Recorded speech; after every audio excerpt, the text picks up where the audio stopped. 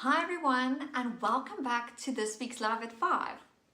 Today I want to start off the session with a question to you. Have you ever caught yourself wondering, would a virtual assistant actually help my dealership, or would it just be one more thing to manage? Between staff shortages, tighter margins, and the never-ending demand for top-tier customer service, it can feel like you're constantly being pulled in 10 directions at once. So today I want to clear the air. I'll walk you through the 5 most common concerns and the answers to them. So let's get started.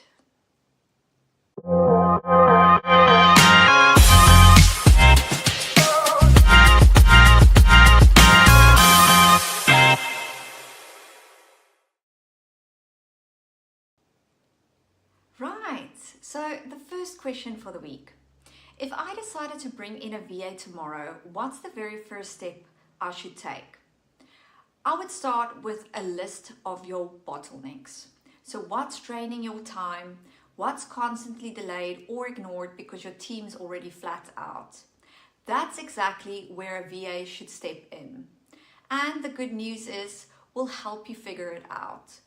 We'll match you with someone who fits your systems, your styles, and your pace, and guide you through the whole onboarding process so it feels simple.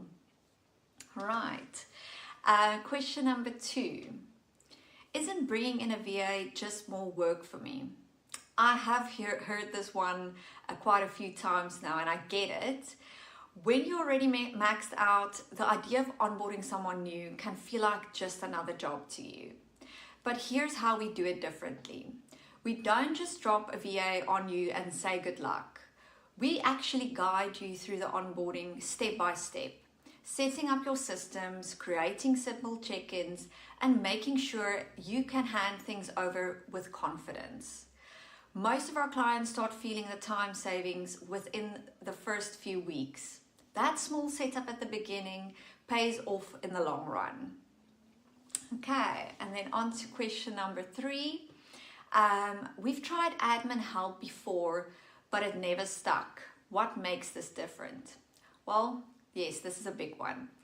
If you had a bad hire in the past, I get why you would be hesitant.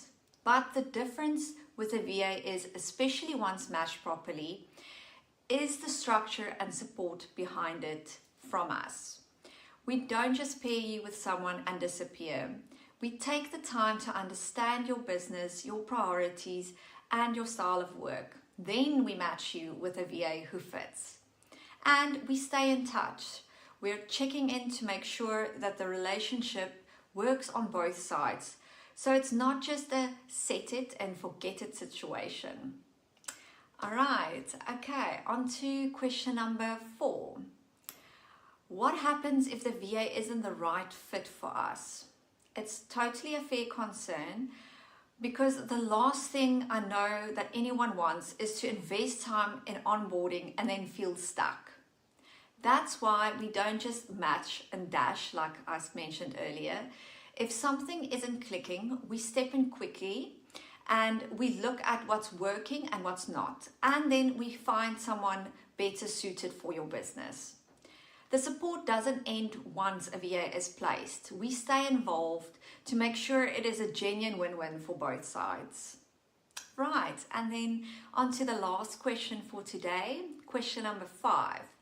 Do I need to jump straight into a full-time VA, or can I ease into it? Well, plenty of dealerships go straight for full-time, and that works brilliantly when you've already got the workload to match. But if you're still figuring it out, like what to hand over, half-time is a great place to start. You'll get consistent support, your admin load drops, and you'll quickly see which tasks create the biggest impact when handed off.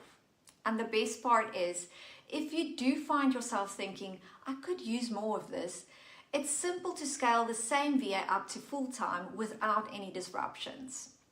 Regardless of whether you start part-time or full-time, the value is there. It just depends on your current capacity. All right, so there we have it. Just as a last note, the dealerships that are thriving right now aren't doing everything themselves. They're building smart support around them using smart VAs. So if this has got you thinking, drop a comment in the comment section or send me a message. Let's chat about the kind of support that would really move the needle for your business. Thanks again for joining me in this week's Live at 5, and